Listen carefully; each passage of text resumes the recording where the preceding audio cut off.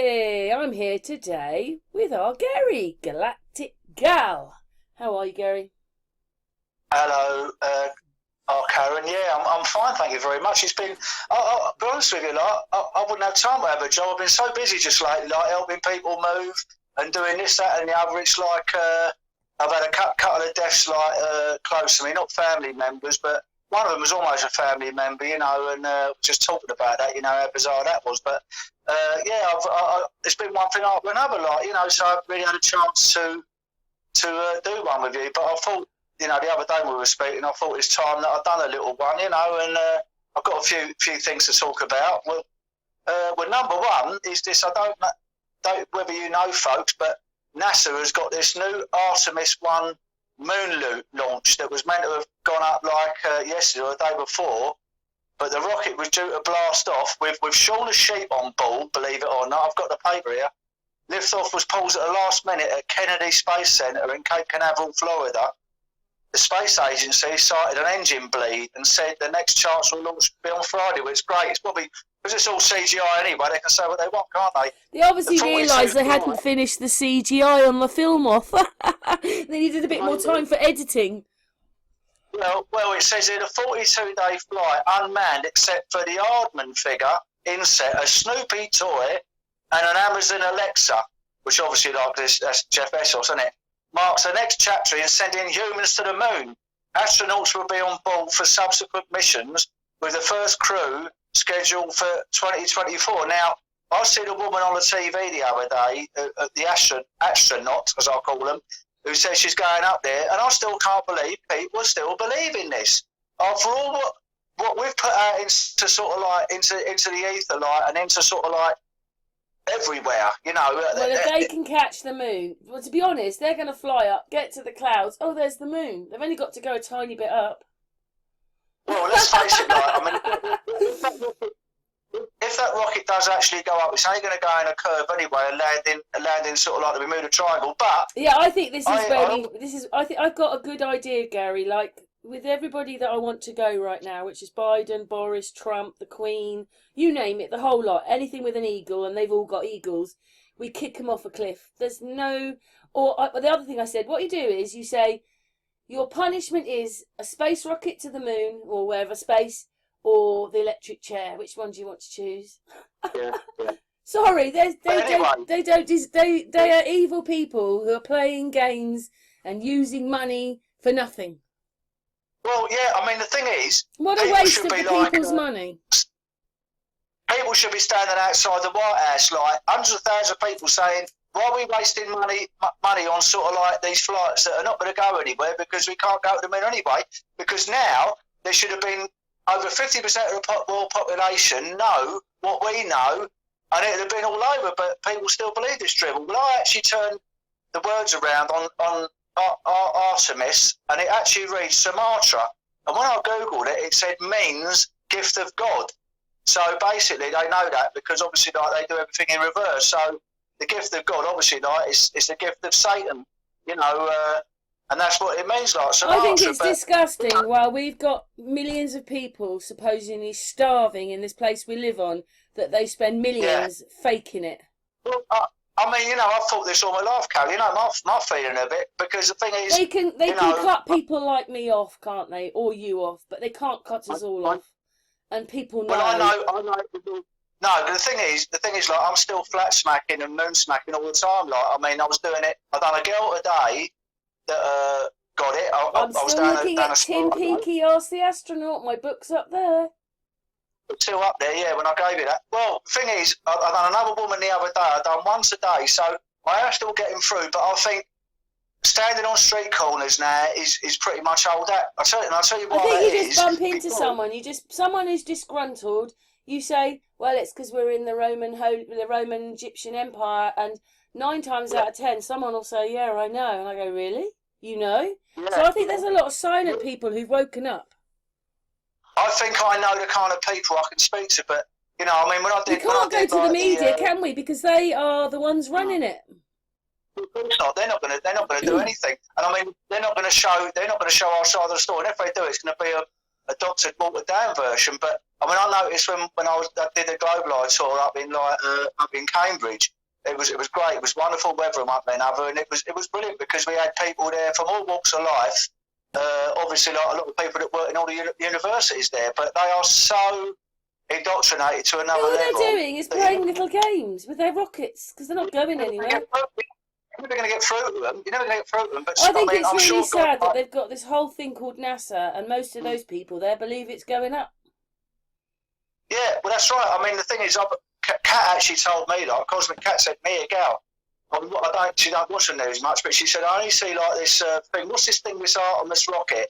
You know, sure, they're still not putting it on the news and people are believing it, but they are, Karen. This is the thing. I mean, I still speak to people. When I was up in Cambridge, the first thing I always say to people, I say, did you believe in the moon landing? And I have seemingly intelligent people say, yeah, why not? You know, and then once they do that, I don't do it. I do it a different way than a lot of the others because I thought, so there's no point in talking to this person about the shape of the earth or whatever. It's an exercise in utter futility. They're never going to get it in a million years. But, you know, sometimes... Do you know what? The moon comes up in a different place every day. How would they be able to actually meet the moon if it comes up in a different place every day? I mean, it's just like it's such a fantasy now. It's sick. Like to think that, you know, people still believe that. And like I said a few years ago, like it's only like it's Disney for adults, and they still believe it. They relish it. Some people like to live in a fantasy realm, which is what they've done is, years ago, I went to the Space Centre up in Leicester, and I met Martin Leakey, there was Nathan Oakley, and there was a few other people, the little Richard, he was there. And when we were actually in the Space Centre, you could just hear the parents, look at the rocket, look, they've romanticised it. They romanticise something that doesn't even exist. But the thing is, when we were younger, I know you didn't as a kid, but we all believe these things. It's only as we've grown up and woken up we've realised that none of it's real. Well, I was in Houston like about 1997, and I went to.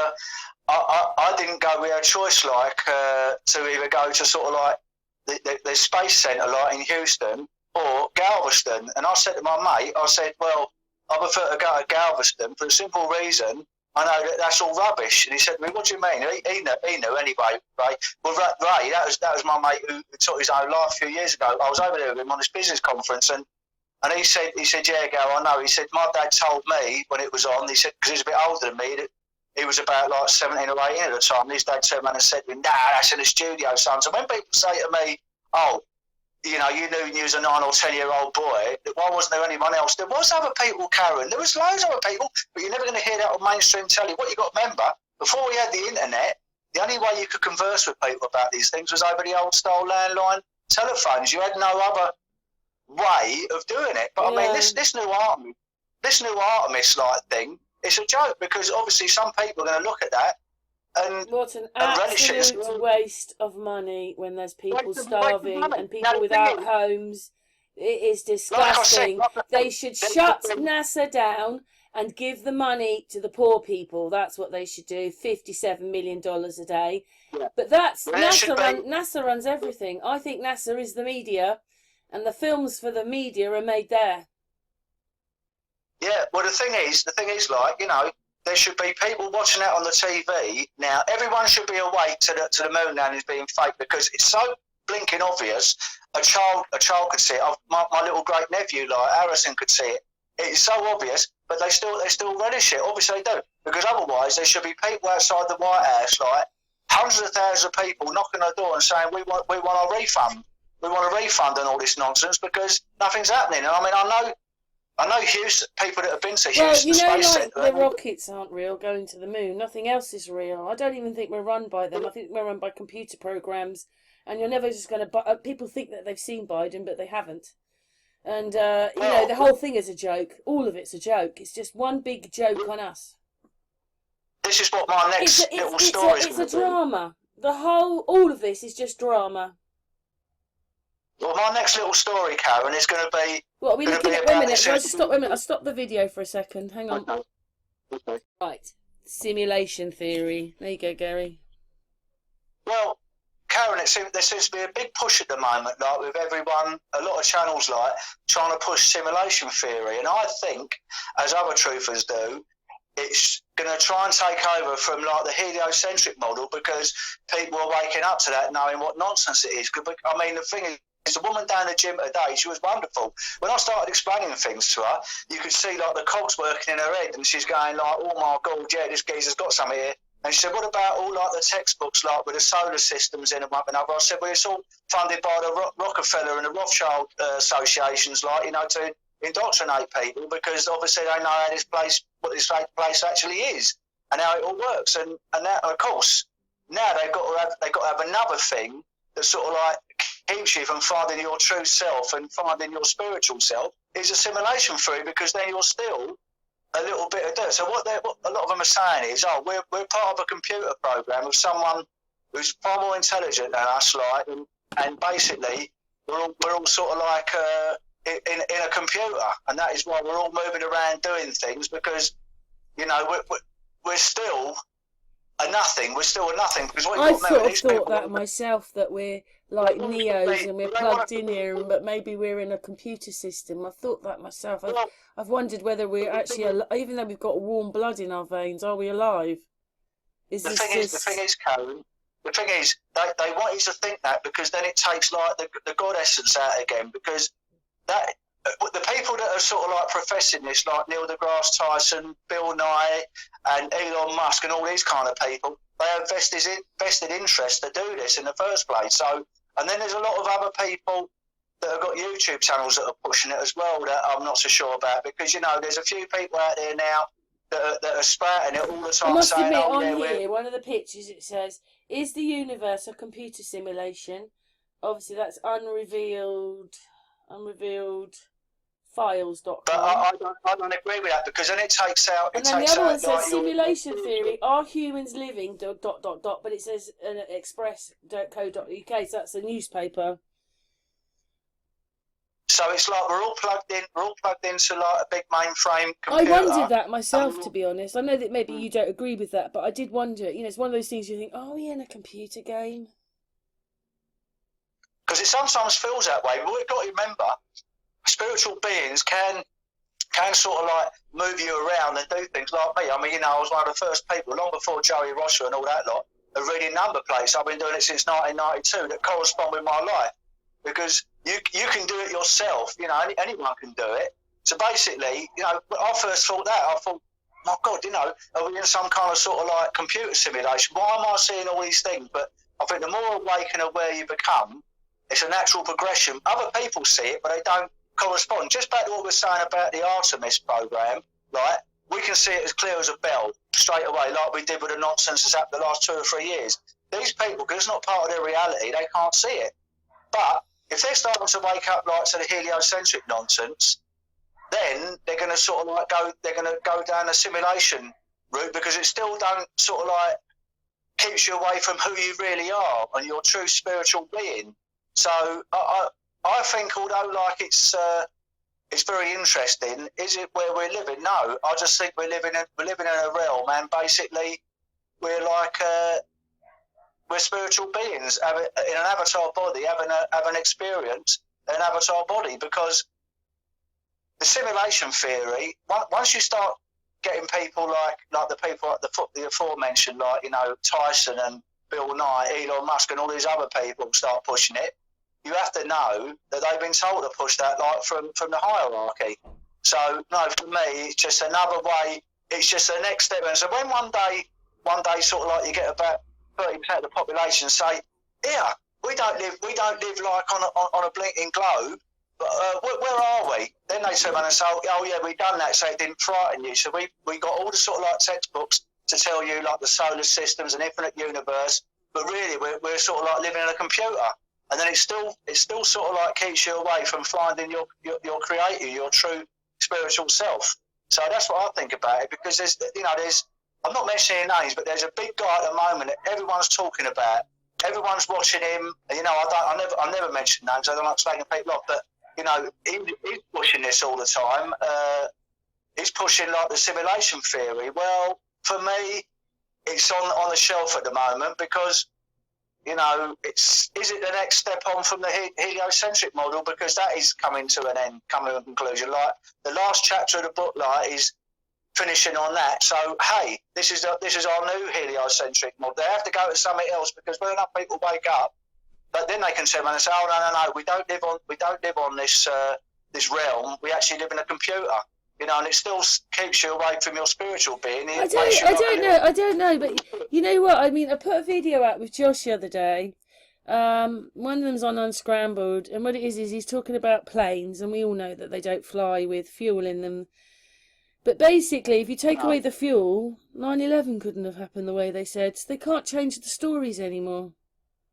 They have to stick with their lies. The thing is, there was no planes on 9/11 anyway, was there? It was incendiary devices. I mean, there was a thermite. Well, they could have been planes flying around, but they were just decoys. It was all CGI. It was all CGI. If you remember, the nose cone come through the other side of the building. That kind of. I know a lot about. I think that people that were there on the day saw something different to the films we saw, even though the buildings did come down. They might have seen some kind of holographic projection, but you can't get an aluminium bodied plane going to sort of like a steel structure and do. If you get a Coke can and rammed it up against a pillar, it would crumble. What's that? If you take a Coke can, which is what an aeroplane is, and you ram it up against a piece of steel, it's going to crumble. Exactly. I mean, there's no way it can happen. I'm just saying, you know, like they can't change the lies, because you know that something like they say, what do you mean that planes don't have fuel? So what was the aeroplane fuel in the buildings that brought them down? So they can't change the stories anymore. They've got to stick with the lies. No, well, I mean, the thing is, kerosene that would burn off very quickly anyway.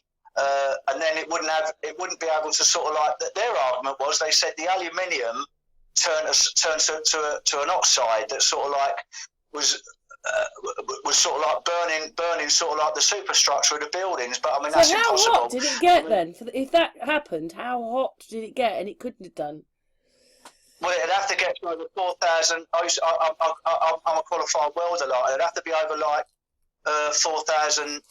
It's so annoying with that one. We almost can't do anything about that day because it's gone now, and it's 20 odd years ago. It's past. There's not much we can do about that now, really. Even though you want to, they're going to stick to the story. It's too. But the thing is, like, I still look into it because, like, I mean, a new thing that I was thinking. I remember when I was a kid, Karen. I remember, like, I don't know if you remember. Do you remember all the train tracks? Like, used to have gaps in them. They used to have a little bit of track, and what they was called was expansion joints. So basically, when the weather got too hot, like the hot weather we've been having, they used to expand so that the railways never stopped. The only problem with that is, now I actually got friends in Peterborough that I went on holiday with that actually work on the railways, and what they're saying is they changed all the tracks like to one complete sort of like route for the speed, so they can go higher speeds. But the only problem is, like the really hot days, that they close all the railways because there was no way of the metal expanding. Or basically, what happens is that the metal buckles. You see, I mean, metal is as fluid as sort of like the air or the river or stream or whatever, when the conditions are right and when the temperature's right. And I thought it was very strange because I didn't ever see them. I don't know if it's a Mandela effect, but I never see when they change broken rails to solid rails, because when I was a kid, you used to hear that. I used to go down to my nan's like in Ramsgate. Used to hear. Is that what caused the Exactly. Now you imagine like all the rails like they'd have to be changed in the whole of the UK. Well, they did. They did here about 10 years ago. They changed everything to electric here. No. What I'm saying. They used to have broken rails, and now they're all one big. Now this is connected with 9/11. The way they weld, I was very interested. So the way they weld the railway lines is something called a thermite welder, which is what they said that brought 9/11 down, like thermite charges. Well, a thermite welder burns at really, really high sort of like temperatures. Now, you can actually see sometimes when I go onto a train. Sometimes I walk down the station to see where the join is, and you can actually see it because them rails are so thick. They have to use a thermite welder, which is basically based on the same sort of like principles as what we think now brought down the Twin Towers. Like, if you remember, like when they was on the ground and you see like the foundations, you actually see burning. It almost looked like a firework, like a Roman candle. But that was the thermite still burning, because the thermite charge works in a different way. Like, than it can cut through sheet steel. And I noticed that when I was watching 9/11 in the early days, I noticed like there was a clean cut on it, and I thought, how did that happen? How the hell did that happen? Like if an aircraft hit the building, well, obviously we know now that's all rubbish, because they was an absolute dinosaur, and they was full of asbestos, and it would cost more than the $2 billion that Silverstein, or whatever his name is, got on the insurance, like to get all the asbestos out of it. They were complete dinosaurs. I mean, there are people in the troop community, a lot of them, that thought no one died at all. That nobody died. I don't agree with that. I think people did die. The buildings were empty, that's why. They was empty, but I still feel some people did die. And of course, there's an after effects with that now, with regards to people getting like various cancers with all the dust and all that, which like is obvious, because obviously if that dust has got asbestos in it, didn't it? Well, the strange thing is, Carol, when I was just coming home from the gym, I was talking to a woman on the bus, and up here in Welling Garden City, we got a place called the Nabisco Building, and basically it's where shredded wheat used to be made. But it was built up in the 1920s, and it's an absolute eyesore and dinosaur. And I said to her, there's a lot of people around that say it's a listed building, it can't be pulled down, but now it's derelict. I said, well, next time there's a meeting, I'm going to go there, and I'm going to take my nephew with me, and knows a lot more about it than me, because he dealt with my stepfather. He died of mesothelioma, like the cancer caused by asbestos. And that place is teeming with asbestos. It was built in the 1920s, and that's all airborne going everywhere. Well, can you imagine like that multiplied by about 1,000 times with the Twin Towers coming down, and Building 7, like, and all the rest of them? I mean, it's like asbestos city. That place was full of asbestos, and I dare say, over the next few years, you're going to get more and more people come down with various like lung diseases, and yeah, we're going off a little bit. Well, we are a little bit, but my I've just always got that vision in my mind with the ambulance still parked outside the Twin Towers, and there's no buildings. Yeah, well, I mean, I don't know. How does that happen? How can you have an ambulance still there and it's not really damaged? Well, I've seen some videos just recently. I don't know whether it was Brian Staveley or someone, but they were showing at the time of 9/11 all the hospitals, the same as the thing that's been going on the last 2 years that we can't mention because you're going to get a strike. We get the drift on that one. Yeah, carry on. Well, anyway, no, my point is, Karen, right?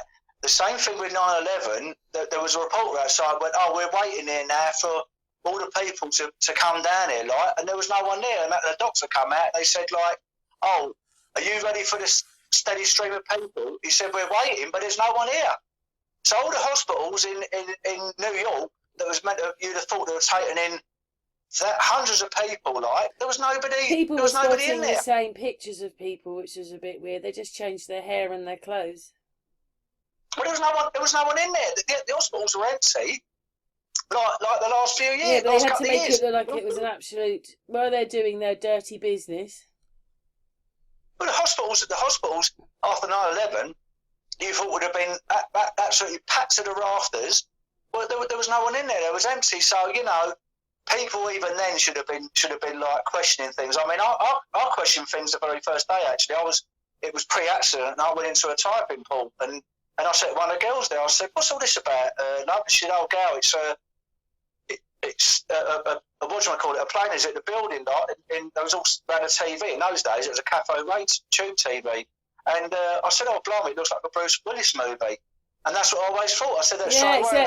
I said that. It's like you're waiting for Arnie or Bruce Willis to save the day, and they didn't. And then when I see the second plane come in, like, because I did witness the second plane, I said, "No, love, I'm not having it. I'm not having it." I said, I was saying then, I said, "You're not going to go through American airspace place like that. I said, it's impossible. I said, people have been shot down. Oh, but by there coal is line, something that, because I spent years looking this up. On the day of that day, Canada had airspace over America. They're playing their salties with each other. Sometimes on certain days, America has airspace over America, but it was Canada's turn.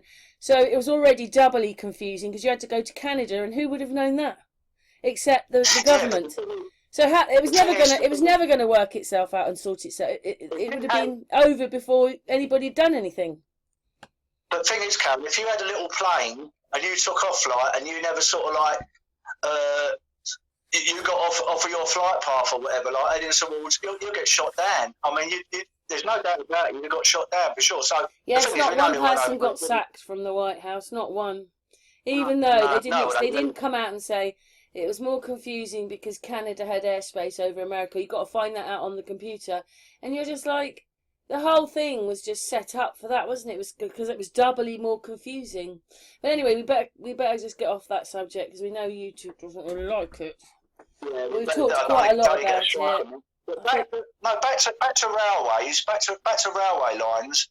I find it very strange. Like I never witnessed all these railway tracks. I mean, I don't know if any of your subscribers have ever worked on the railways, but the blokes I know, they actually work on the overhead lines. And when I said to them, oh, when will they change? I don't know. And the strangest thing is, I tried Googling this, and you can't seem to find out when all the railway tracks were changed. It was meant to be, they say now that it goes back to the 1930s when they had, like, solid rails. Well, I'm 62 years old now, and I remember, like, in the 60s, going down to my lands and hearing that clunk, clunk, clunk, clunk, when you're going over the railway tracks. Yeah, me and Mickey were talking about that. He said, why don't we ever have that anymore? And I said, I don't know. Because the speed, number one, now my mates did know this, number one, they couldn't get the speed, they couldn't go over about 60 odd mile an hour, like, or 70 mile an hour on the old tracks. They can do like 90, 100 mile an hour now on the new tracks because they're all connected. And like I said, they use thermite welding, which we think the thermite charge are using the other thing that I shouldn't talk about anymore. And because the metal is so thick, so they use a thermite welder, which costs an awful lot of money. But my mates that work on the overhead lines, they can't tell me when it was. Now, I tried Google. This strangest thing is, like, with reality shifts and whatever, Mandela effect, sometimes you can't get to the bottom of the story because I'm trying to find out when it changed, and it's saying like a lot of them were done in 1930, but I know that weren't true because when I was a kid growing up in the 60s, all the railway lines had a railway line. Every railway track, because even when I was the boy's dad, he went to Silhane Agricultural College in Devon, and I would then go from Sussex up to Victoria, over to Paddington and out. The trains then, when I was in my late teens, so the 80s, were still going dun. They've changed in the last 10, 20 years. My point but we is, don't have the old carriages anymore, do we? I found out you can't weld the existing old tracks together because the gap was too big. They had to replace the actual track, and in fact they said they used to weld them in long lengths in a factory, but they can also do it on site. They did change the tracks here, but Mickey found out in history that the first railway track was the Thatcham one. That was like one of the first railway tracks in England. Right. But about 10 years ago they changed it all and put the electric up. They changed the tracks. They spent months doing it, like a year or two. So you actually see when they change the tracks. Yeah, that was when Ellie was about 10, 12, something like that. Okay. Would you know something? That's when those were changed. I don't know about the rest of the country, but that fits in then. They changed them about 10, 15 years ago. Well, I mean, you imagine how much work was involved changing all the tracks in the whole of the UK when they couldn't use the existing ones because the gap was too big. When you do welding, Karen, right, the bigger the gap you get, the harder it is to weld, and the weaker the weld it is. When you weld metal, you have it. And any of your subscribers. All right, 1 second. Let's just go and look it up and see if we can see that. 1 second. Yeah, so I've looked it up. This is what Gary's talking about. The little gap. There's that thing there with a bolt on, but expansion gaps kept in railway tracks. There you go. There it is.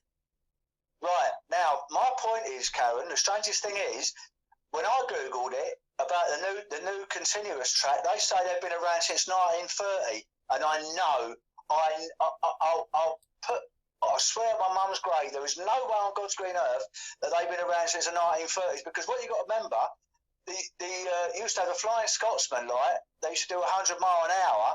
They used to do it on the old. They must have do it on the old tracks. They must have do it on the old broken tracks. Well, here I've got quite a few expansion gaps kept in railway tracks. That's on Quora, QUORA.com. There's a few pictures, but they'll just be pictures. But there you go, railway screws, photographs. Yeah. Now they've all got very old wooden tracks underneath that one that they're showing us there. Now, there was a gap. There was also used to be a little bit of connected metal between them. Yeah, I've got a picture of that.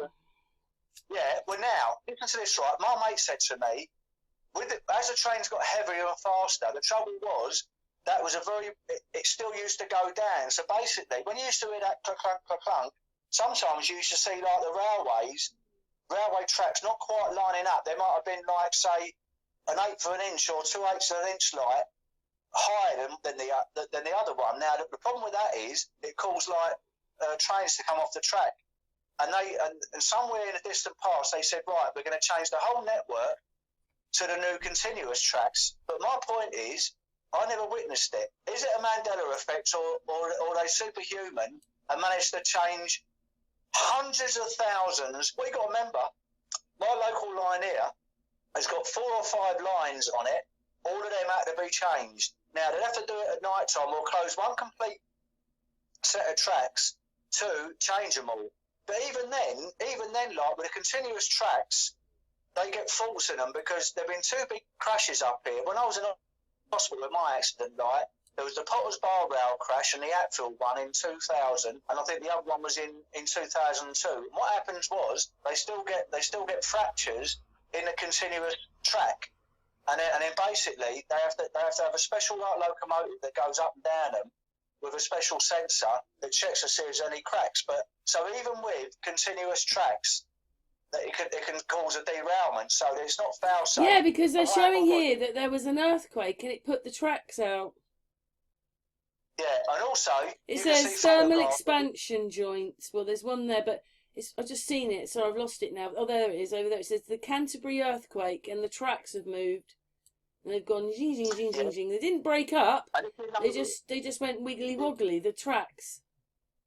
If you notice, like they're always over like shell and very small pebbles. What happens is the train goes over and it compresses all that, and it only compresses it down so far.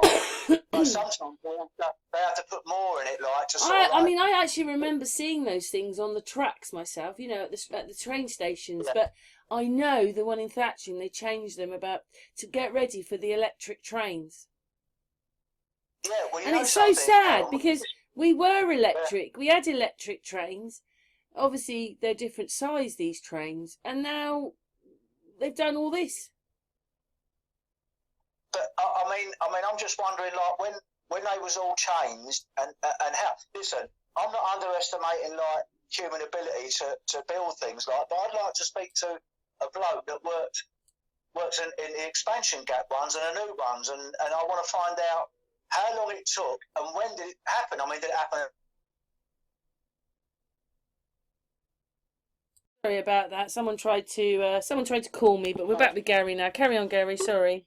What I'm saying, Karen, is it my overactive imagination, or is it the Mandela effect? I just think like the timescale involved, right, to change all the network, like because they all used to be like that. I don't care what anyone says. When I was a kid, all railway lines were like that because you used to hear that da-dum. Yeah, it was every train you went on went da-dun, da-dun. But they were old. They were old carriages. We don't have those kind of trains anymore. They're all diesel. No, they went to diesel, and now they're electric. Well, they used to have diesel electric. How they work? They used to have a big diesel motor that sort of like had a generator to sort of like drive electric motors like that were on the bogies. And one of my friends used to work at Golders Green, like, and that was his job. Like, he used to grease up the bogies and all that. And he said like he used to get covered in grease, like, you know. But my point is, I just don't know when the whole infrastructure changed from one to the other, and I'd like some feedback, because when you Google it, it's very like Mandela effect. You know, you don't get There's quite a anything. few pictures here. Expansion gap between the railway lines. It's Cora, that one, but I've found them other places. And that one there is broken rail. That one's broken for that reason, which is what you said. But you don't get any definitive date when it started and when it finished. I mean, for me, to change the whole network in the UK and Scotland and Wales and whatever, a monumental task. It must have taken years and years. Maybe it did. I don't know. I mean, you know, maybe it's my overactive imagination, but I just think to myself, it's a bit bizarre. I've never noticed the change from one to the other. And like I said, there's still derailments. It doesn't mean there's not going to be a derailment, because if they have metal fatigue, like the Potter's Bar crash and the Hatfield crash, I don't know about the Clapham crash, whether that still had sort of like the expansion joints. I don't know, but there you go. So anyway, should we move on to another subject? I'd like to speak a little bit about Lady Diana. You should be all right with that. You shouldn't get a strike for that, should you? No, it should be all right. Let me get a picture of her. Hang on. Yeah, up there it says 25 years without Diana. Only 6 days ago, that one. Thepeople.com. Anyway, carry on, Gary. We've got Diana up.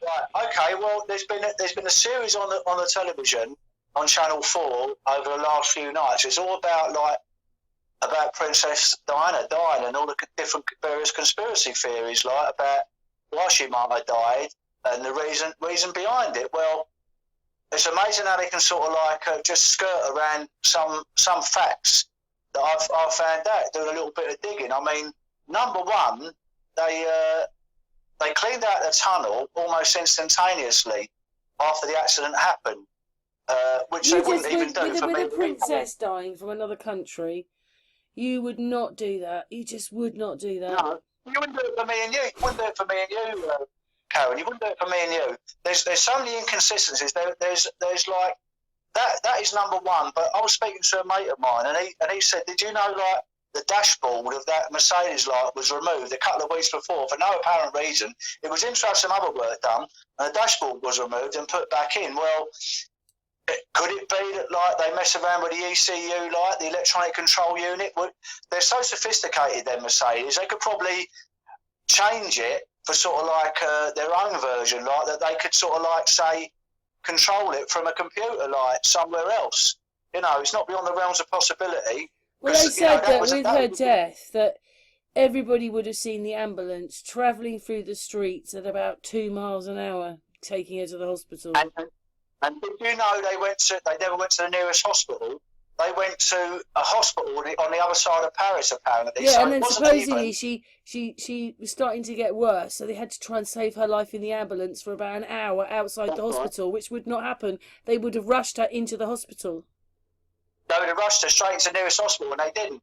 But even stranger than that, no one seemed to know who the ambulance driver was. Apparently, another ambulance turned up and said, we've come here to get people in this car crash. And they said, there's a guy gone. There's a guy already picked him up and gone. And then he said, well, I don't know how, because we all come, that ambulance stations come from one place, He said, well, I don't know who the hell that is. So that's another strange thing. It's like they were picked up by somebody who wasn't an ambulance driver, maybe a CIA operative or something, who knows. But there's a lot more than this. The Fiat Uno driver, met an untimely death as well, about less than 2 years later, and they said that was a Fiat Uno driver that sort of bumped into him. But listen, you got a car, Karen. You know, I've been in your car loads of times. A Fiat Uno ain't gonna bump into a big Mercedes and steer it off route. I mean, if anything, the Uno is going to be demolished, and the Mercedes that is sort of much better built, it's just going to have a little impact on it. I mean, that's what they're saying. They're saying the Fiat Uno bumps into the Mercedes, but that's very strange in itself. But what's even more bizarre than that, one of that Henri Paul's best mates said he weren't much of a drinker. They were trying to make him out to be some kind of alcoholic, and his mate on the programme turned around and said, well, I hardly ever see him. He'd have a drink or two, and that's about it. And when they went round to his place, the police, the gendarmes over there or whatever, apparently there was hardly any bottles of beer there. Now I know an alcoholic, because my friend I was with him yesterday is an alcoholic. A geezer in Hatfield, an ex-military man, and And when I went round his place, because electricity like tripped out, I went round there to try and sort it out, which I couldn't do. I like to say, you have to get an electrician involved. There's a dead short here somewhere. But anyway, he's got empty bottles strewn all over the place, all over the floor, in his kitchen, and all sorts. And that's alcoholics are. But you see that on Ray Paul's place, they actually showed photographs of it. The next day, there was no bottles all over the place. So they were using that as an excuse. And I can't see a bloke whose job, right, was because what you got to remember, his job was like a driver for the Ritz Hotel, had to pick up people at airports and one thing another. That isn't the kind of guy that is going to sort of like. He'd probably not even have one drink.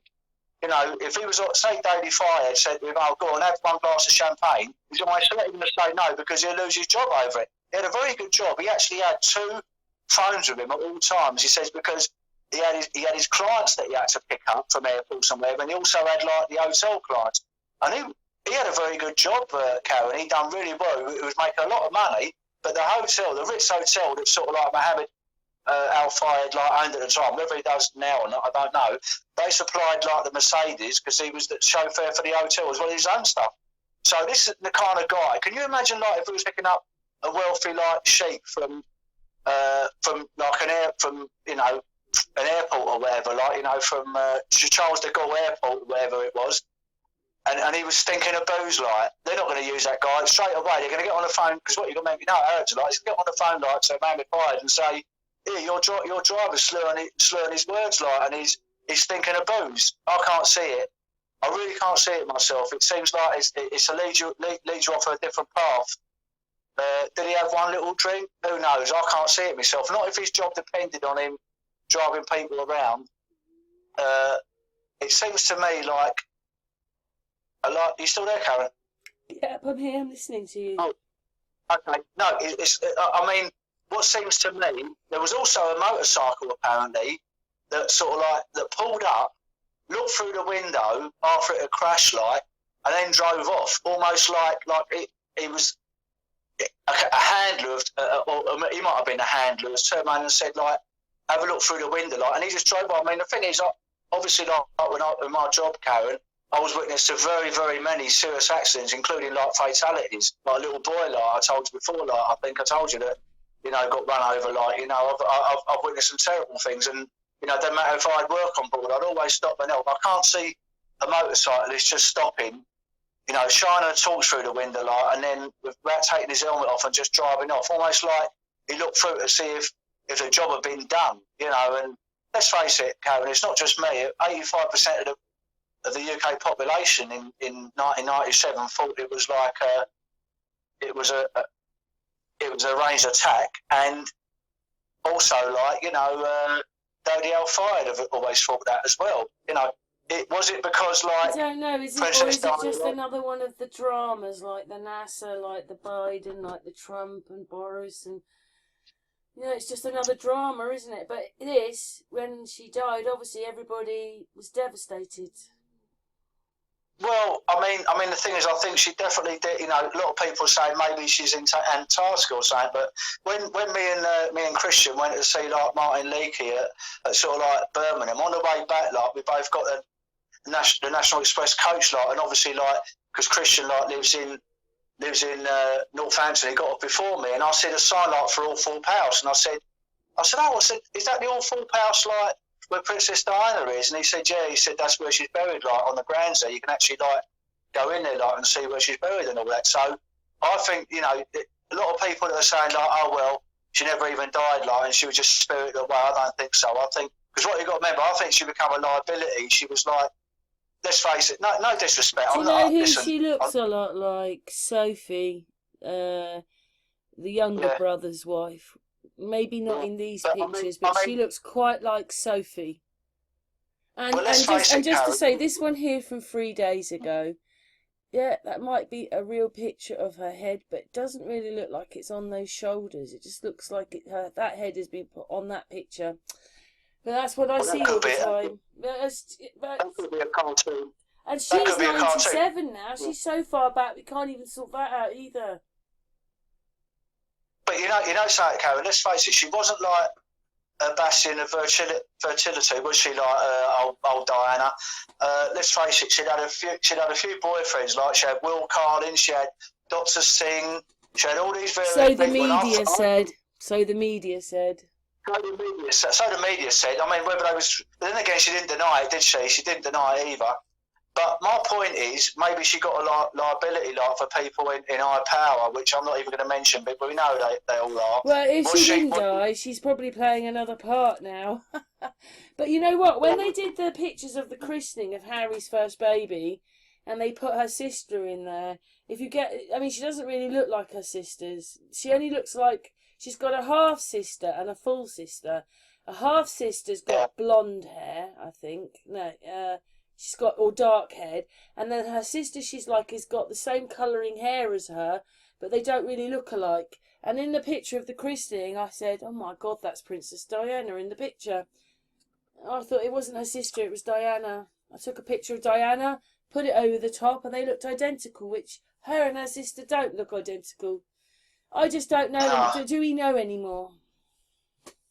No, I mean the thing is, I think she did. I think she did die in that subway because, if I'm not a betting man, but if I had £100 to spend, I'd put £99 on that she was taken out, like a lot of other people have in history.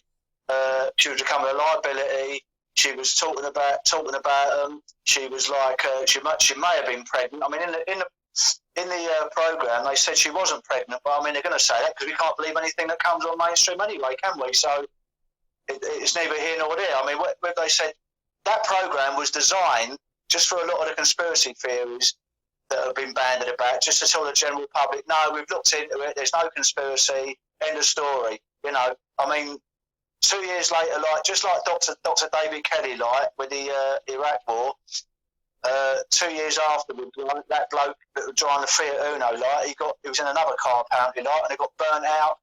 He was burnt to death in there, I mean, the thing is, cars can catch on fire, I suppose, and you can die, but it seems more likely the bloke was taken out, he probably knew too much. They have to eliminate all the threads, don't they, to keep you away from the truth. She's 25 years ago.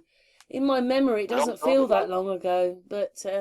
You know how it affected people that didn't even know. I remember that as I was devastated. Do you know what? I had an awful argument with the boy's dad. He actually hurt me. Broke a door on my arm. Nothing had happened. I just wanted to go to London to see the Queen, Princess Diana thing.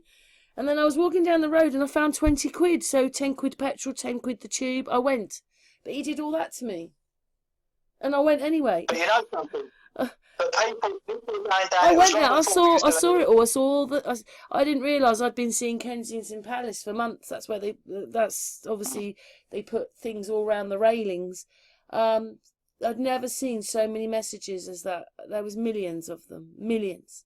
It's getting people's frequency, isn't it? It's like it's getting their vibration for someone they didn't really know. I mean, they thought they knew her. Because I think maybe for ordinary working class people that really haven't got much to look forward to, she was like their saviour. If there could have been a saviour, she was their saviour. And of course, when she went, they thought there was going to be no one else. We thought Harry might be the one to sort of come along. He's helping the monarchy in America, really. That's what he's really doing. But over here, I think he's a bit of a traitor. And we found that, me and Amy, in Russia, if he married a Russian woman, he could have been the Tsar of Russia. That's how much royal and how much Russian blood he's got. Or they've got the same blood as they could make him a Russian Tsar. Well, how crazy is that? We left out one of her exes, didn't we? That Major James Hewitt. Oh yeah, it's supposed to be Harry's dad. I think Harry looks quite like Prince Charles, to be honest. But everybody thinks that Harry's dad is Hewitt. So there you go. Well, yeah, it's strange, isn't it? I mean, they don't look alike, do they? The two boys don't look alike. They look completely No, but I don't look anything like my brother, to be honest. I mean, you do get siblings that look very alike, but I don't really look like my brother. And Harry and Wills don't look alike. No, so there is that possibility. But Harry does look like Prince Charles. I think maybe William takes more after her, supposedly, and Harry takes more after his dad. Maybe, yeah, it's quite possible. But it's all very strange, like, and you know, as with everything else, we're never going to get right to the bottom of the truth of it. Anyway, I mean, it's like, but my mum said straight away, bless her. She said to me, she said that poor girl was taken out, gal. And I said, she said it long before I did. And when it first happened, I said, do you think so, Mum? She said, yeah. She said that poor girl was taken out. No doubt about it. She's become a liability. You know, with all what she was getting on with, and she was like, you know, she was UNICEF and all this kind of stuff. And I don't know. I mean, I just looked at that program, like, and I analysed it, and I thought, well, they've left out so many different bits and pieces here. Like, I mean, the way that sort of like Mercedes was crumpled up, right, to literally nothing. Do you know what they would have done? They would have shut the tunnel off, and it would have probably taken 3 days, maybe 4. It would have taken at least a few days for them to do all the forensic testing. Exactly. And then it was reopened, wasn't it? Like the next day or so, all cleaned up. All washed down, yeah. The Mercedes was sort of like gone. And I looked at that Mercedes, like, and I mean, listen, I don't adhere to this hypothesis, but some people turned around and said there might have been like some kind of little incendiary device, like in the car. But I think there'd have been more telltale signs than that. I go more along the lines of what my mate was saying with the ECU, because what you got to remember, they're always 25 years ahead of us, like, you know, what CIA, MI5 and all that have got, like, some kind of, like, their own ECU that can control the vehicle from a distance. You know, it's no different than sort of like, you know, you can play a computer game with someone on the other side of the room. I don't know, you don't watch TV, but there's an advert, like, with EE, like, and then you've got Kevin Bacon, who promotes EE, like, he knows whatever the other side, but you've got a guy that is on the top of Mount Snowdon, and they got a robot is shaving a bloke when the bloke is in a barber in London or something like that. Yeah, So I've what seen the that one. We've seen that, but my point is, and they do I know this is true, like, they do operations, like, they might have like a specialist doctor in America that does an operation on someone over here, and they do it. So yes, if anyone turns around and says, "Oh, gal, you're in dreamland. There's no such technology," yes, there is. 120%. They'd have the technology to take out the ECU of someone's car, put their own advanced model that we ain't going to have for about another 30. Because what you got to remember, they've already got like self-driving cars now. I mean, admittedly, some of them are sort of like crashing. They got self-driving cars. So for people to turn around and say, "Oh yeah, Gal, but that's 25 years ago," their technology then, yes, definitely, no doubt about it. Because the technology you got now for self-driving cars, they had then, and they could have sort of like removed the dashboard, put this on, and they could have literally had an old panoramic view of sort of like that car being driven through that tunnel. And when the moment was right, the whole thing was just a stage. It was all staged. They could have locked the accelerator down. The brakes wouldn't have worked, and they could have controlled the steering. So yes, then it would have gone into the pillar. The strangest thing is, that was it. I thought the car would have been far more smashed up, considering it killed her. Oh no, it was in bits. I mean, what the car I see the other day, it was demolished. There was hardly anything left of it. But I've got another thing coming here.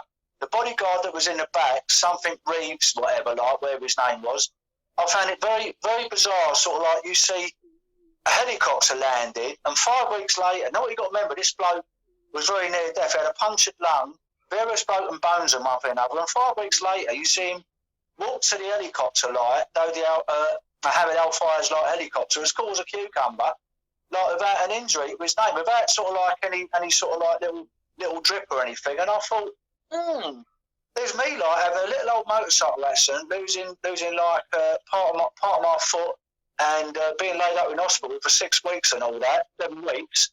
And I was laid up in a wheelchair and all that, like, for best part of like a few months, whatever. And I see this bloke with all these various like things that must have happened to him in that car crash. Apparently, he was the only one in the car that was wearing a seatbelt. Now, you'd have thought, being a bodyguard, the first thing they turned around and said to Princess Diana, like, and Dodie Fayed, put your belts on. You know what I mean? It's natural, isn't it? It's a natural thing to do. Say, well, put your seatbelt on, which obviously he didn't, or was it designed that way? Was it designed? Why was he the only one in the car?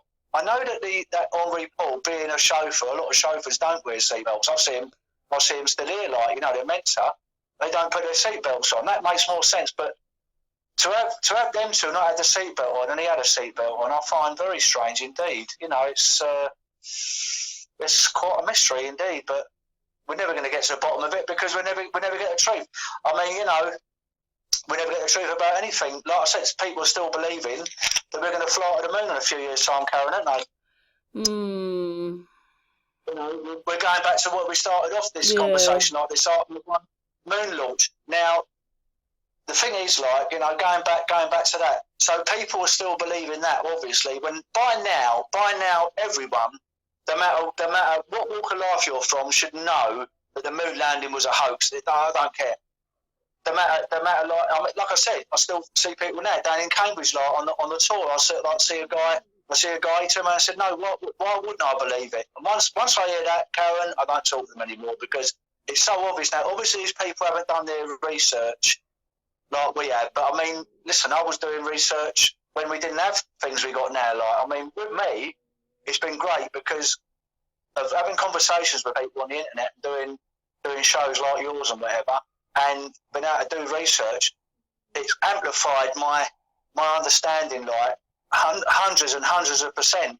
Whereas before, like, we was relying on the mainstream, and then just I'd tell someone, I'd say to my uncle, like, "Oh, you do know, Bill, you never landed on the moon?" And he said, "Oh, you're a mad gal." And I've already told you, like, the story about 1992. My family was all going to get me committed. Only my mum stopped me from being committed because all my family thought I was bonkers.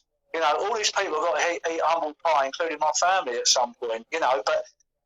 But now's the time when people should start doing research, when they've got the facilities to do it on the internet, and people still ain't. It's laziness. It's laziness. I just put it down to laziness.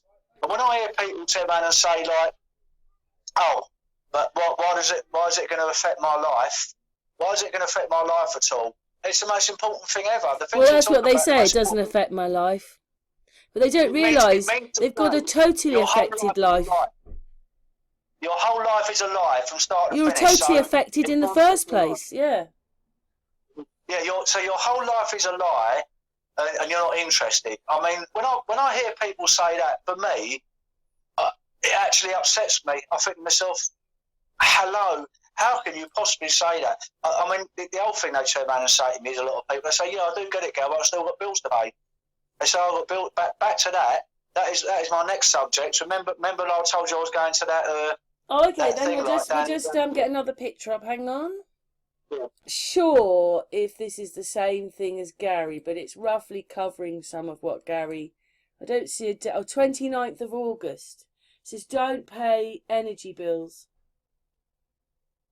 Well, I went to a meeting, like, in a cafe bar, like, it's either earlier this month or the end of last month with a good friend with a friend of mine, and basically we met a woman. I don't want to because she might not like it, but she's found a loophole in the law where you can get away without paying bills, and I'm talking about any bills at all, because it's all illegal.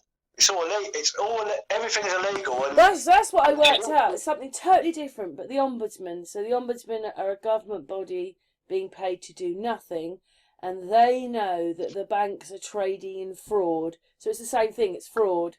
Exactly. So basically, it's all fraudulent. All the bills you get, like in like high caps and whatever, it's all everything is all fraudulent. It's you get a bill for something, right? You don't really have to pay it. Now, they say they'll take you to court. You'll get county court judgments and all this kind of thing. Well, this person that's tried this hasn't seen a courtroom yet. She hasn't seen a courtroom at all, and she's actually got reimbursements for people totaling well over £1 million, like on sort of like old sort of like bills and final demands of one thing or another. Well, I mean, I know people that have done this, like, but they do it and do it and do it, and in the end they get so frightened because of the fear factor, and they end up sort of like paying when the reg comes through a month or another. But I know for a fact that you can't get cut off. With your electricity and your gas or your water, there's something called priority listing. Now, all of your subscribers, all they got to do, if they phone up their and this person didn't actually know about this, but if you phone up your utility company, any of the aforementioned I just spoke about, and say I want to be put on priority listing, they might ask you why, and you say, well, I've got a hidden disability. That's all you've got to say. And with the Data Protection Act, they can't know what the reason is. Now, when you're on priority listing, like I am in sheltered housing or behind care homes, it doesn't matter if you owe. One of my friends, he actually tried it, but he done common law when he done his, and he run up a £5,000 debt on all his bills, and it was all written off. The whole lot was written off. He wrote back to him and said, I've got no means to pay this, and I'm on priority listing. And they wrote him back a letter saying, okay, I don't want to mention his name, like he might listen to this, but I think he's subscribed to you now. But anyway, he just turned around and said, like, no, I've got no right means to pay this. They just all got written off. Well, I think this particular person has gone one stage further, and she's found a massive big loophole in the laws regarding like legalese, regarding the legalese and all these letters. I remember what she was saying, like, a big thing is not to open the letters, just return to sender. Once you open them, it's a different ballgame altogether, and you start reading it. You don't open them, you just sort of like, well, you got to remember, say for argument's sake, Karen, I was thinking about this a long time ago. If you sort of like went abroad like for about 2 years and you had all these bills come through, you're not going to be able to pay them anyway, so you couldn't do it. And you could just turn around and say, well, I was out of the country. Or you could turn around and say, well, I'll never go to my flat. Like, there's a bloke that lives next door. Like, he's going to blink him. He says he's going to murder me. Like, so I've got scared. Like, so I haven't been around my flat. So I haven't been to my flat. I'm not paying all these bills. And she has found a big loophole in the law. Obviously, like, there might be a point when they're gonna sort of like close this loophole. But this particular moment in time, she's doing really, really good work for a hell of a lot of people to get not only sort of like they're not paying their bills, but they're actually getting reimbursement. So my mate turned around and said to me, "Yeah, the only one you can't do that with, Gal, is your council tax." And I said, "Oh, right." So when I went there, I found out that she does it with council tax as well. She don't pay any council tax bills, and she's got people. There was people there actually. You wouldn't thought it'd be kind of people. There was some people like kind of new agey kind of people there. There was also people that looked very middle class. And they're doing the same thing, because the TV license are full as well. You used to get the TV detector vans go around and they say, "Oh, we sit outside your place like, and we can home in on you." What a load of old tosh! They've got your details on the filing system, and they know whether you paid or not. In the days before computers, it was quite easy really, because all they did was like say, "Well, this person ain't paid like at this address. We can go round there," and the van is just a ruse. But where I live here, like I only have to pay £7.50 a year because it's sheltered housing. The thing is, I pay it for all the other people. If I don't pay it, they don't get their TV. A lot of the people here, bless them, so not exactly end of life care, but a lot of people are not very well. So the TV is their life, So you can't really begrudge them that. But she's found a big loophole. A very, very, very big loophole, and I can tell you afterwards, after the show's finished. Is this where I did a hangout with Claudio, and he was looking at the etymology and looking at it all, and what he was saying was that when they write things in these documents, if they do things with capitals or full stops or they put S's on, I think it's when they put S's on, it's over. You cannot change that thing. But if it hasn't got an S on it, you could got a chance of maybe being able to do something legally. Is that what it's more like? Like that's what she's found, those loopholes. Yeah. But also, you remember your straw man self is a dead body. It's a dead body. Your straw man self is a dead body. So how can you sort of like send a bill? This is what I'm surmising. How can you send a bill to a dead body? We've got our real person and we've got our fictional character. Because one of my mates, funny, I was talking the girl I flat smacked today. She knows Fictional, my mate. And this geezer was really good at this kind of stuff. And I said to him, tell Al to give me a call. I call him Fictional, like, because he's into all this stuff. And I can't wait to see him, to tell him, to relate to him about what this girl does and all that. And I know he's been doing this for years. but it's all about your straw man self. You're using it because what you got to remember, you got your fictional straw man, which basically you're a dead entity. You're sort of like you're dead at sea. You're not even alive. It's good to hear that people are doing something, because it's not. I mean, it's not like you hear it here, is it? But it's good that people are doing things, because unless people start doing things, they are taking over your whole life, everything. You're not going to have a life. They are going to be your life. That's right. So basically, she's found a loophole whereby she's counteracting it. And it's actually working. It's actually. It was a lot for me to take in. I'm not the most proficient person. I mean, obviously, like my forte really is like I'm probably like I can only think of RV like and someone else Bart something. You don't like his name mentioned, like who probably know more than me. I'm very that is my forte. So really, this for me is. I'm an infant at it, but I'm learning all the time. But she has really hit on something here, whereby people can not only sort of like not pay their bills, but actually get refunds on them. And some people are not paying any bills at all. It's like the mortgage fraud. There's a lot of people that have paid mortgages. You can do this as well. About it, they're getting all their money reimbursed because it's all fraudulent. It's all fraudulent. Anything to do with the banking system, obviously. All these entities and utility companies. That's what I found out. It's all fraud, all of it.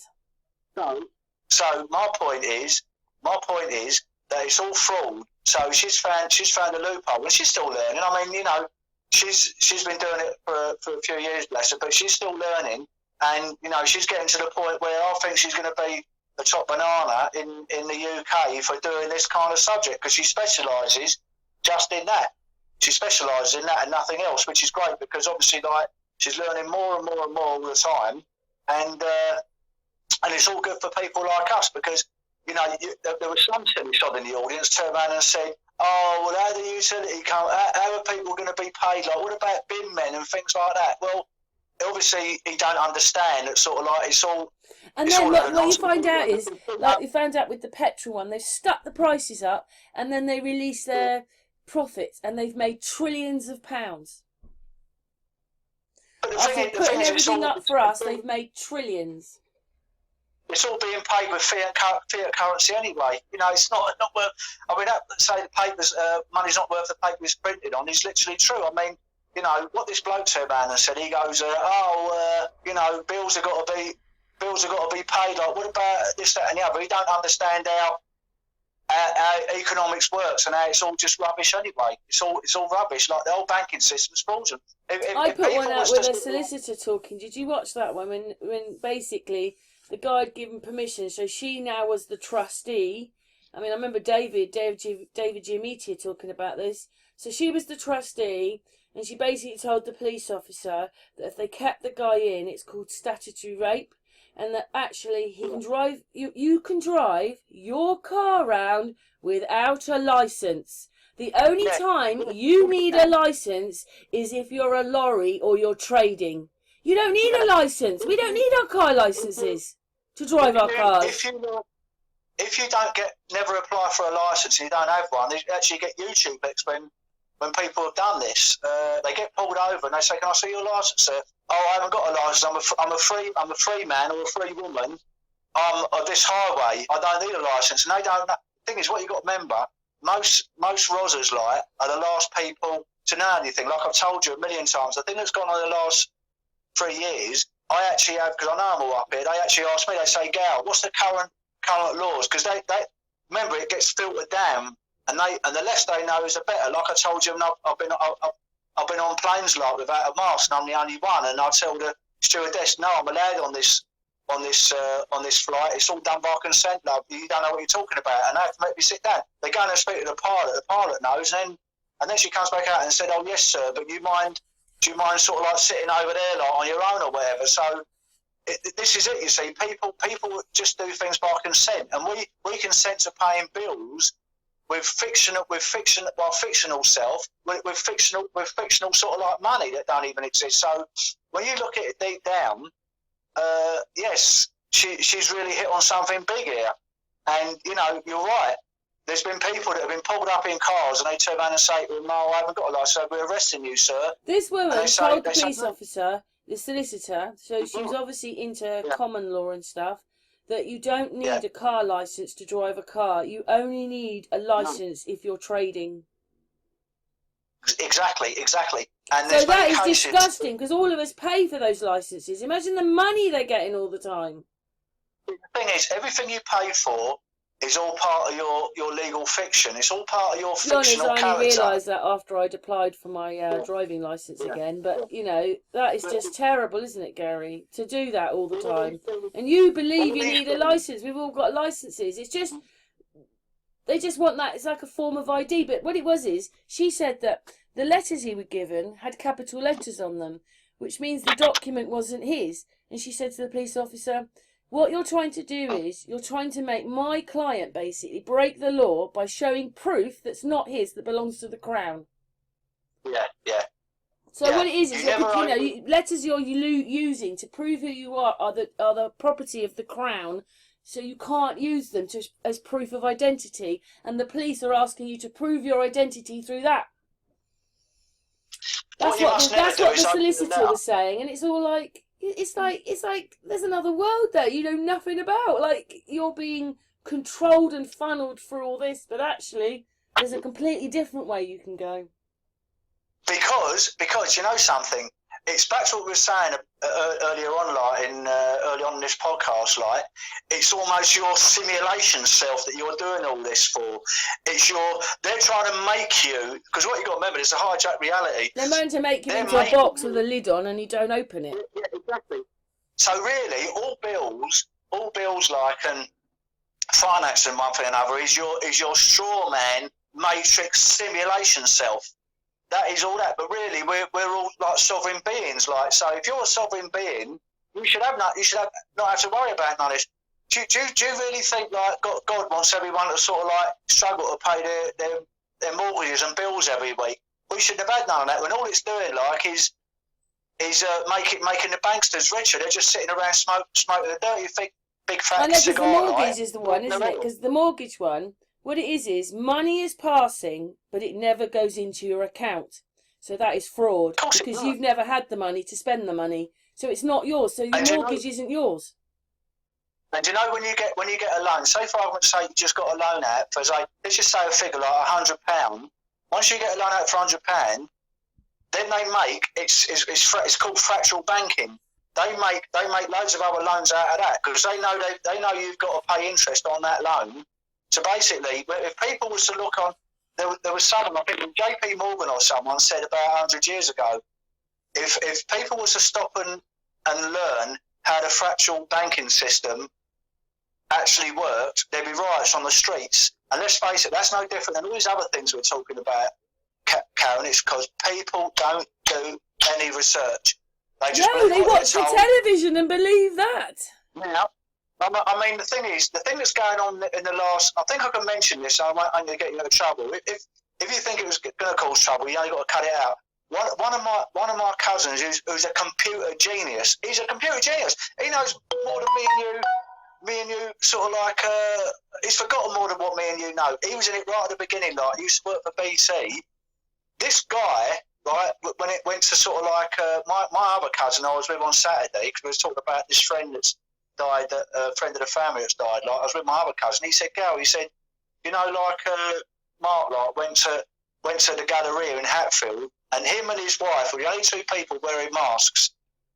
The only two people." So I said, "You joking?" He said, "Yeah." They said they went in there with their masks on, and because he told him, I'm not in much contact with him anymore, to be honest with you. You know, it's just this. He hasn't really upset me, but it's like this guy is an absolute genius. Listen. He taught me how to use sort of like do basic computer skills, right? This is the guy that should know more than anybody, but he don't. And that's what I'm saying. It's amazing how people, it can be right in front of people's faces, but if it's not part of their reality, they're not going to investigate none of this. And you know, a few clicks of the that was it. I was telling Kat the other day. I flat smacked like a Jehovah's Witness. And I said to him, I come straight out of it. I just turned around and said, what shape is the Earth? And they said round. And I said, well, what makes you think that? And they say, because what we've been told and what we've read in books. At the end of the day, that says it in a nutshell. If you're just getting your information via controlled sort of like media and indoctrination through sort of like your education system, if you're just getting it through one avenue, you're never gonna progress. And I mean, I was telling Kat the other day, I investigated it. Like a geezer called Rickard's infiltrated Jehovah's Witness movement in 1916, a Freemason. So obviously they're unwittingly working for the other side, and it's amazing that people that are standing out on the street. And then of course that day when she went back to the Kingdom Hall, the elder turned around and said to her, "You met the devil today. You've got to sort of like repent. You've met the devil, you know." And this is what they do. It's more fear, and they scare the hell out of them. I mean, people have died because if I didn't have a blood transfusion, I'd have been long dead, Karen. But Jehovah's Witnesses won't get blood transfusions, so they instill that fear into them. So basically, all these people have been told, like, you're going to go to hell unless you do this, that, and the other. Well, they're not really enjoying themselves. Is that the kind of God that would sort of like do it? Would God do something like that? That's not the kind of God I want. It's obviously the God from the other side. And these people, it's amazing, really. Because I like talking to Jehovah's Witnesses, and they're around all the time because they've got a Kingdom all down the road. Some of them are quite okay. Like the girl yesterday weren't too bad. She listened to me. She said, "I would both agree we've got a creator." And I said, "Yes." I said, "What's wrong in your with your itinerary is a shape of the Earth." Now, if she goes back now, poor Cowlight, and does some investigation and goes down the Kingdom Hall and say, "Oh, all our books are wrong," all hell will break loose. My friend still does it now. She texts me at Easter and says, "Hey, Gal, will you come down the Kingdom Hall with me?" She's really fancied me for years, this girl, and she said to my mum once, she said, "Oh, when I get to a certain age, I'll marry you, Gary." She idolised my mum, and the thing is, she tries to get me down the Kingdom Hall, and I just say to her, I said, "There's no point in me going." I said, because it's all not all wrong, but a lot of it is wrong. I said the only thing that is good there, like they're believing in a creator, just about everything else is all wrong because they got infiltrated and taken over by the other side, over 100 years ago. And this is what happens: people don't do their own research, and everyone now has got an access to a computer. I'm not the best in the world, you know that. When I come down to you, you know a zillion times more than me, but I do enough to do my own research. And someone like my cousin that could do research, and he'd be non-knowledgeable and all that sort of put together. If he had a YouTube channel, blimey, he'd have 1 million subscribers overnight. But they don't do it because you know what it is. They prefer to live in their unreality. These people, they prefer to live in unreality. That's all I can put it down to. Or they don't let us connect with each other. It's not like we've got a free press where we can see all this stuff for ourselves and work it out for ourselves. They cut it all out. No, and the thing is, Karen, these. Do you remember, Gary? We already know because me and Gary. Oh, it wasn't last year. Now was it? It was the year. Was it last year? It was last year. Last July, we went up to London to a protest. And what it was is we couldn't believe how big it was, and Gary wasn't in that much of a rush, so we let the herd go, and then we joined in. I don't know where we joined in, more towards the back. And then we got to this roundabout, and we realised, all the people had gone forward, and they were all stuck at the roundabout, and there was a taxi driver, and we walked past him, remember? I'm really sorry about this, because obviously we were stopping him moving, and he wasn't like that, was he? He said, "No, I'm with you. Good luck. I'm really glad you're doing it." Well, you know what I was really pleased about? If you remember, there was also a military man there, and we were talking to a military guy, and he said, I've got family, mate. And you know something, I really wanted to have a chat with him even further, that bloke, and say to him, but it goes even deeper than that, mate. You're in the military. Do you realise you're all these wars that you're fighting are scripted by a load of bleeding psychopaths sitting around in a room somewhere, making money out of both sides, But I didn't have enough time to talk to him because obviously I had my little electric bike and he walked on. But it was really great talking to him because I think people are waking up slowly but surely. I mean, the last 3 days, in a sauna alone, I've flat smacked. Well, literally truth I smacks. can't help it now, Gary. I'm not like you. Gary, other people, they go to Speaker's Corner, you know, Trinity, all that. Sven, I don't do it anymore. Jason, you can stand there for hours talking to people, but I just do it. I don't know. I do it on a phone, or I do it. I just do it. I do it individually. You know, I'm not very good at doing what you do, but anyway. You know something? I pick up on people's vibrations and frequency, Karen, and if I hear that they want to, if they want to hear about stuff, I'll start off very small, and then like the girl today, like I started off about what it was about, like was the Jabberwockies, like she's saying her mum's got dementia, like I said, oh, my mum had that, and I filled her in because I said, what stage is your mum at? I said, does your mum know who you are? They said, oh yeah, she still doesn't know me. I said, well, I'm sorry, love, I've got to tell you this, because I mean, I had that for the last few years of my mum's life, you know, like I was literally having my sister look after her, so I know the final stages. And I said, no, I said, she's got longer to go now. I said, she won't know who you are and whatever.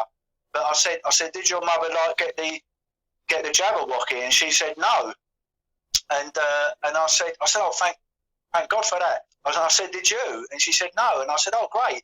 So that was what started me on the conversation to sort of like everything else. And I even brought you up. I said, yeah. I said, me and a very dear friend of mine. I said, I'm actually doing a show of it later. I said, we was down at West End, and if people was to sit down and see how ridiculous it all is, it's probably going to come back again. I don't know if they can pull it. Yeah, because that day, Gary, when we met up in London, no one had a face thing on, did they? Not one of them did. No, not only that. Not only that. The ridiculous part was it was either you lot or someone else. I sort of had a little cuddle with, and do you remember the WPC come up and said like, "Are you a couple?" Oh yeah, that was the one before when we were with the Sheeta, and that was one. He said, she's my girlfriend, because, you know, you just wanted them to bugger off. And he said, do you live with her? And you said, no. He said, get away from her then. It's pathetic, isn't it? You're like, if she was your girlfriend, get away from your girlfriend. Anyone with a brain cell, right, you tell that story to, right, has got to click things. Now, my cousin, right, who's highly intelligent, he's probably got an IQ of about 160, but he's the same thing again. The clever you are, the indoctrinated version, the stupider you are, because he obviously is. You know, you put two and two together, hang on a minute, hang on, this doesn't make sense. And then I turned around to the WPC, do you remember? I started questioning, I said, like, oh, well, hang on a minute, you're sort of like not 2 meters apart. And I said, oh, we're key workers. And I started ranting on, and I thought, I'm very nearly going to get myself arrested. Like she said, you know, you're pushing the boundaries a little bit. I thought, I don't want to get myself nicked today anyway, but it's only people. If only people would use a little bit of common sense with all these things. Like, you know, he's walked up the gallery like a road there, like our shopping centre, like with his wife, like, you know, we have a mask on, and this is like only like a couple of months ago, and I just think to myself, isn't it amazing how some people, they just can't see it in front of their face. I mean, someone like him, he should have been the first one to phone me up and say, "Here, girl, you know, it's all a load of nonsense." Because remember, almost the very first day we was in contact with each other, and we said what a load of nonsense it was, and like I picked it up, didn't I? The first day I went down, I told you, I went down, we'd done a show about it, a whole show, 2-hour show. The first day I went down to Sainsbury's, and I see all the artwork everywhere. I knew then. I said, this has taken months to do. You know, she's been sitting in a warehouse somewhere. You know, it's people don't think. People hire out their brain to a third party. I'm sure even my cousin, as highly intelligent as what he is he that intelligent? Just because he's intelligent at what he does, he might be intelligent at computers, but everything else is as thick as pig shit, really. I don't know if I'm allowed to say that. It's just because, you know, common sense. People don't have common sense anymore. They are their like brain out of the government, and they want the government to do everything for them. Where we've seen the fallacies in all these things, and we know it's all connected because when a new thing comes out, straight away, see it. We see it straight away. Do you know what? In this paper, right? In this paper, it's got the most read. So it goes 1. Please give update on man who jumped off Brighton Pier. 2. Police on hunt for 2 men after woman is raped. 3. Pictures show moments fire starts below Brighton Pier, and then this gang. 4 is gang of children steal from a vape shop. 5. Beaming microwaves into bedrooms. 5G masks get go ahead despite 60 objections. Yeah. Oh God. Do you think I we've don't gone on know. long enough today, Gary? Because we've been going for nearly an hour and a I half think today. so. I think so. Another thing as well, Karen. I'm absolutely starving. I'm starving. Well, I've got all I. let's just finish the hangout for here, because you've talked about some interesting things that get on your goat, like NASA, or well, it all gets on your goat really, because it's disgusting. It's all connected. It's all because I think it's been an hour and a half now, isn't it? Yeah, and do you know what, Gary? As I'm going through this, the ads come up. They're all bingo sites, and they wouldn't stop coming up. I had to keep clicking them off. Like, you'll see them if you watch the video. I'm going, click off, click off. The ads, it's ridiculous. If you push it off, why do I want another one? But anyway, it's been really interesting. Hopefully, Gary has touched some very important subjects for people to think about, or even more information for you. And maybe I could have a hangout with the woman. As I always will, I'll have a chat and see what happens. I think I can get in contact with her. I'll tell you what, Karen. Yeah, that'd be good. I'll tell you what, Karen. As I always say, any one of your chat rooms and all that, all the things I've said, if they've got like alternative explanations, I mean, what you got to remember with all the things, especially like with the Princess Diana, there might be other avenues that I've missed out, but. It's very strange that all the things I spoke about today weren't on the TV program. Of course they're not going to be, because controlled media. It's to quell people like us or on the fringes that do look into conspiracy or truth and stuff, but don't go too deep. So now they say, oh yeah, it was just an accident. The guy got drunk and that was it. So, but anyway, so we're going back to the moonlight I'll leave it with that thought, folks. We're going back to the moon in 2025. Yeah, come on, Gary, we're going as well. Let's all go. Yeah. Don't make me laugh. Now, you know, if anyone still believes this, like, because my good old dear friend, like, Cosmic Cat put me onto this, and if anyone still thinks we're going to Artemis 1 to the moon on 2025, and like I said, they'll probably keep moving the date back and back and back all the time. It feels, well, Barack Obama said this would be 2022, didn't he? It spells Sumatra, and straight away when I googled that, it says means gift of God. Well, obviously the gift of God is the other God. So the thing is, I haven't changed any of the words. You just turn it round the other way, and it spells like Omicron was moronic. This is Sumatra. But that was an anagram. This is just literally spelt. I just done it out of the spur of the moment. I actually sort of like just spelt Artemis the other way, and it spells Sumatra, and it's like that's the gift of God. So what does that tell you? Because they reverse everything, remember. So obviously, like it's a rocket for Satan. On that note, folks, I say bye because I'm Lee Marvin. Only one copy. Those that starving. So I've got to give myself something to eat. Okay, don't go. We'll say goodbye off air. But Gary, thank you very much for all the talking, all the explanations, all the subjects we've talked about. And hopefully, it's touched for other people as well. Gary, chat room, thank you very much, Gary.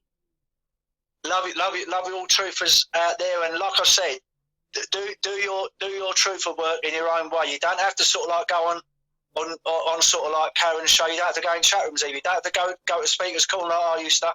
If you just sort of like, if you can get one person that listens to you, that is sort of like a seed that grows into a massive big like oak tree with all branches coming out, because they're gonna sort of like wise up other people. So keep that in mind, folks. Thank you, Gary. That's it. Thank you, Karen. Love you. Love you too, Gary. Bye. Well, no, we're going to say goodbye in a minute. Goodbye to the chat room. I was saying goodbye. Anyway, thank you very much. See everybody soon. Bye, darlings.